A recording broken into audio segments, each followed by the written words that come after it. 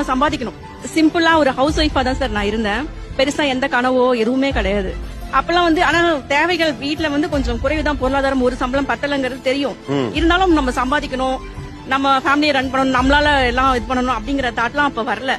ஒரு ஃப்ரெண்டோட போயிருந்தேன், கோச்சிங் சென்டருக்கு போயிருந்தேன். அப்ப என்ன பண்ணாங்க, ஒரு காஃபி சாப்பிடலாமா அப்படின்னு கேட்டாங்க. அப்ப என்னோட கழுத்துல வெறும் மஞ்சள் கயிறு தான் இருக்கும், சரிங்களா? அப்ப என்னோட அப்பியரன்ஸ் வேற மாதிரி இருக்கும்னு வச்சுக்கோங்களேன். ஆனா அது எனக்கு பெருசா தெரியல. அப்ப போகும்போது ஒரு ரிச்சான ஒரு ஹோட்டலுக்குள்ள போயிட்டோம். ஒரு காஃபி 18 ரூபாய் அப்படின்னு போட்டிருந்தது. அவங்க என்னோட ஃப்ரெண்டு.